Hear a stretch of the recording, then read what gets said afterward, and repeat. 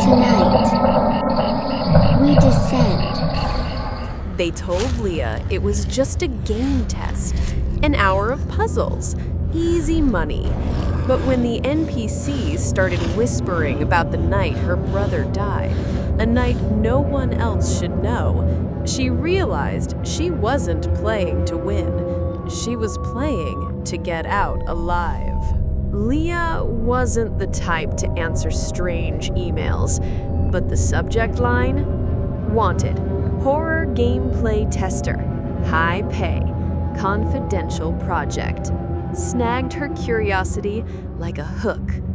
She was in her tiny apartment, hoodie sleeves rolled over her hands, surrounded by half-empty soda cans and game cases stacked like crooked tombstones. Rent was late again. The promise of quick cash overrode common sense. Indie studio? Huh. Never heard of Ghost Room Interactive. The email was oddly short. It described a fully immersive horror simulation and claimed she'd be inside the game thanks to a new neural interface rig. The pay was 4 times what she'd made last month.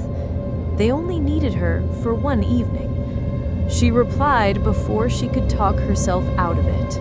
The next day, a rideshare dropped her in front of a nondescript warehouse at the edge of the city.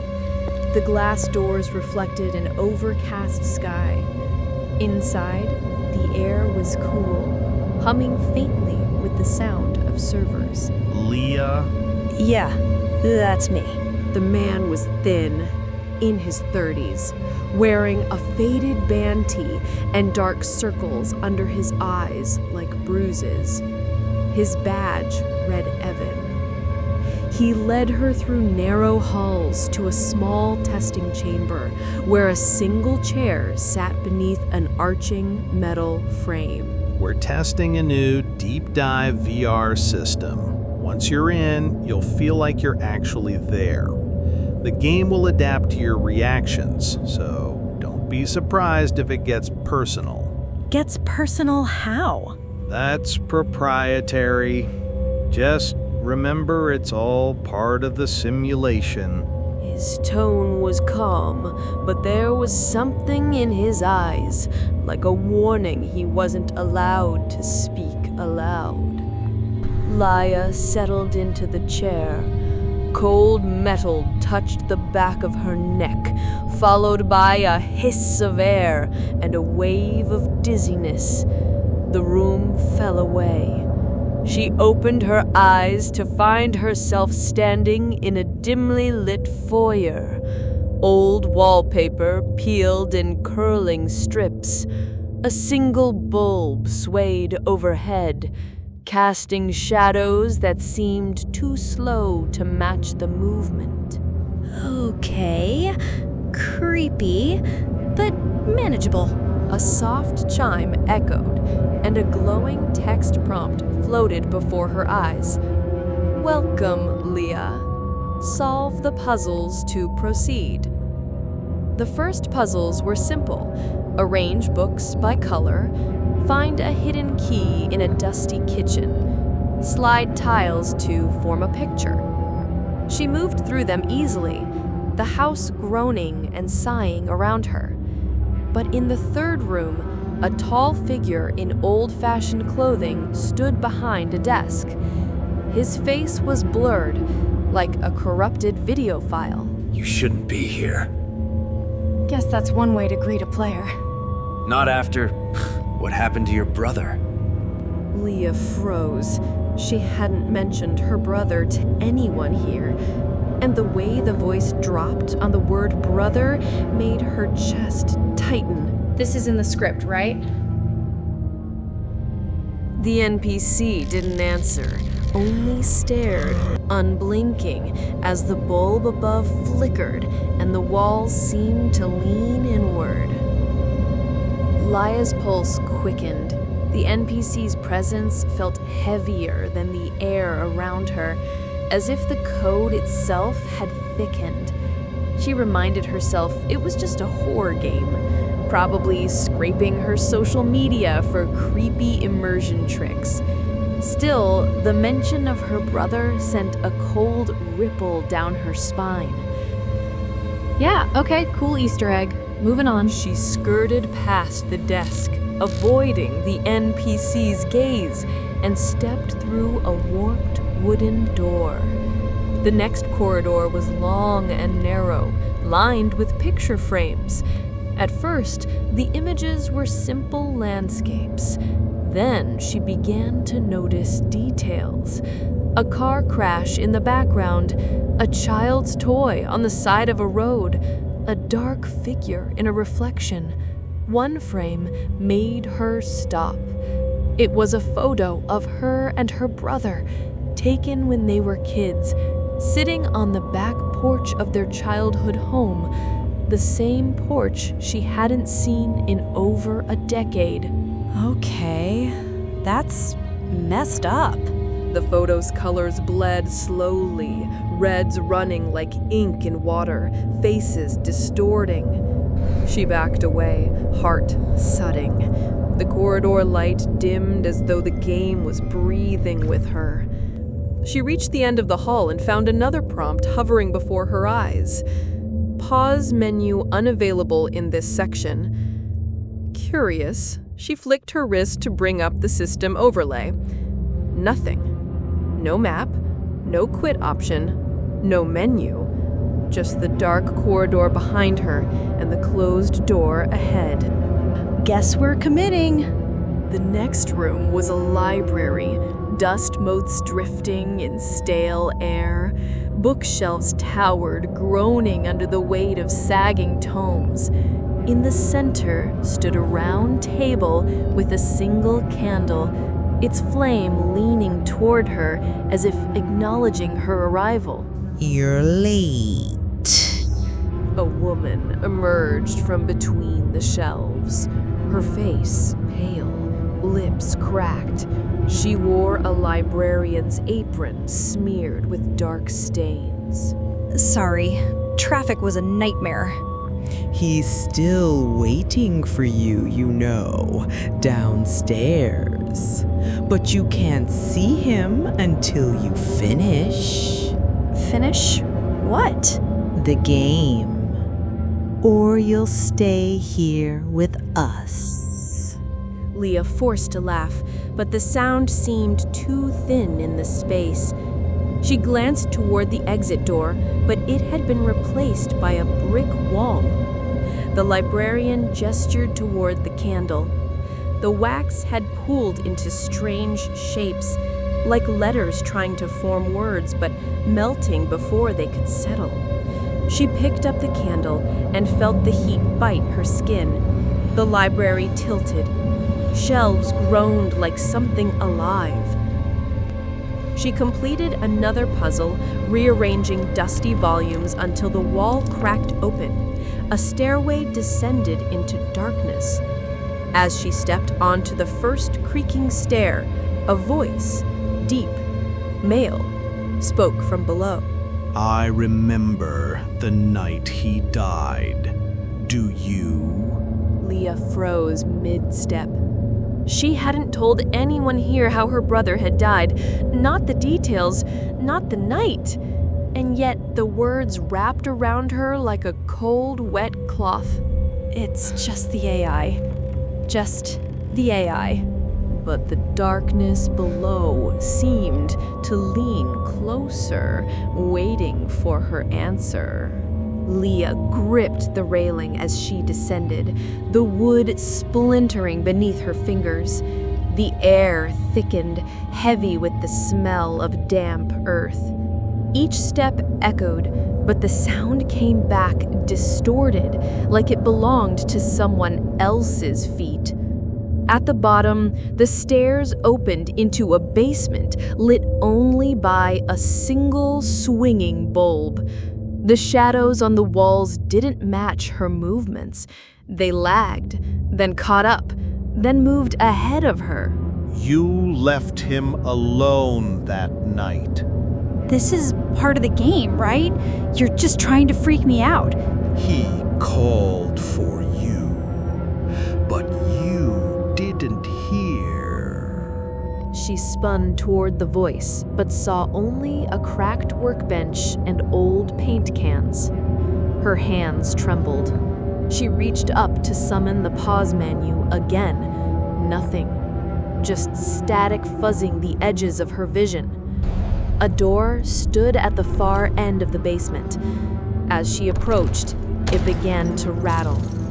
The bulb above flared bright white, then popped, leaving her in darkness. Something scraped along the floorboards, circling her. A faint glow appeared at her feet. A text prompt, hovering over the darkness. Finish the game, or stay here forever. Cool! Subtle.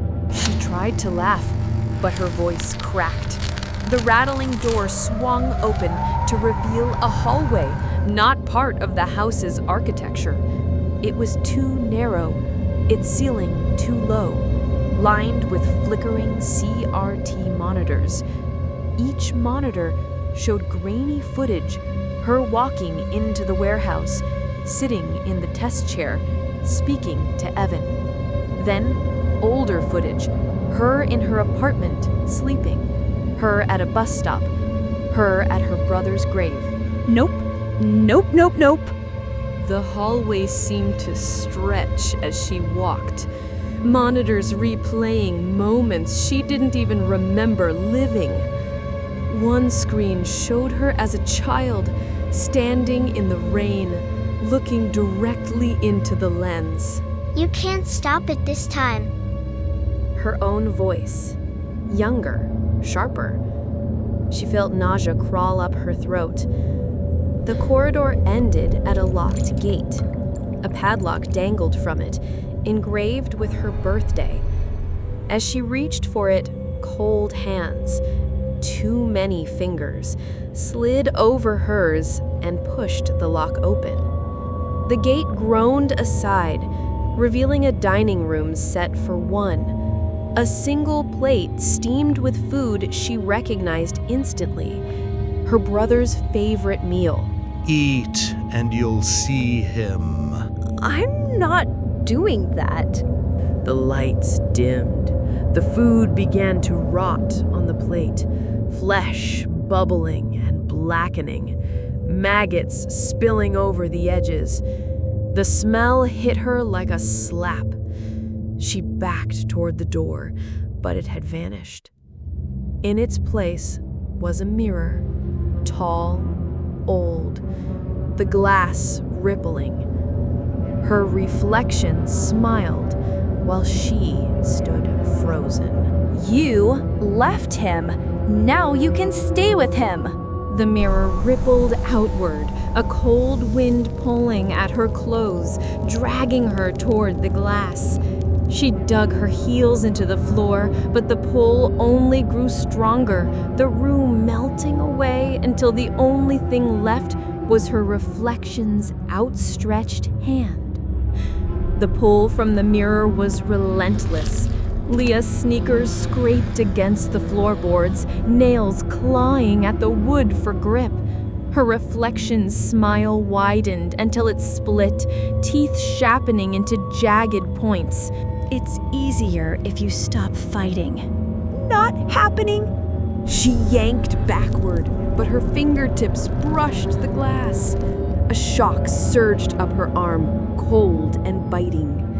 Images flooded her mind, her brother's face the night he died, the unanswered phone call, the silence that followed. The memory twisted, her brother's eyes turning black, his voice whispering something she couldn't understand. With a desperate scream, she wrenched herself free and stumbled backward. The mirror's surface rippled violently, then exploded outward, not with shards, but with liquid darkness that splashed onto the floor and began creeping toward her.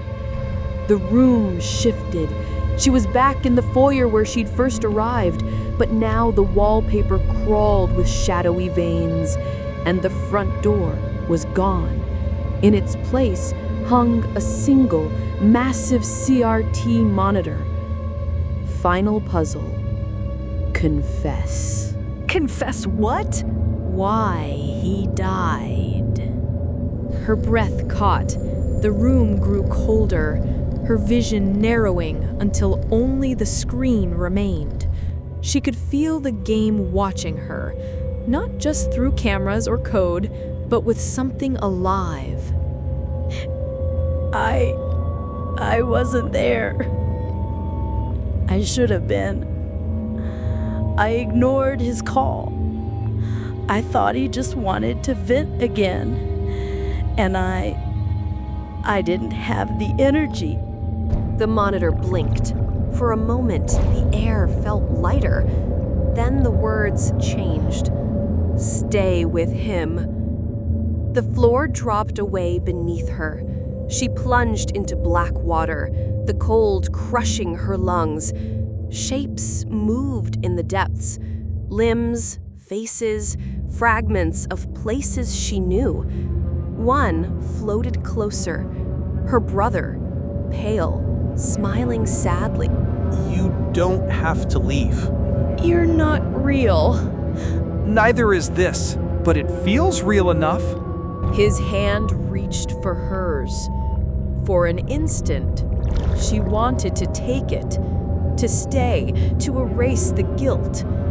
But somewhere above, faint and mechanical, she heard Evan's voice. Liah, finish the game. Don't give in. He kicked upward, the water dragging at her limbs. Her brother's face distorted into something long-jawed and eyeless, screaming without sound. Her hand broke the surface, and suddenly she was back in the testing chair, gasping for air. The metal frame hissed, retracting from her neck. Evan stood in front of her, pale and sweating. You got further than anyone else. What the hell was that? We don't know. It's adapting faster than we can track. It shouldn't have known those things. Liah ripped the headset off and stood, her legs shaky, but the room felt wrong. The walls were the same sterile white, yet the faint sound of dripping water echoed from somewhere unseen. I'm leaving. You should, but He stopped, eyes fixed on something behind her. Slowly, Liah turned. In the corner, barely visible in the shadow, stood her brother. His black eyes glistened. You didn't finish. Liah bolted for the door. It slid open too slowly. She didn't look back. Outside, the sky was still overcast. She ran until the warehouse was gone from sight. Only when she reached her apartment did she stop, only to find her monitor glowing on her desk. The pause menu was open. Where the exit button should have been, there were now only 2 words. Welcome back.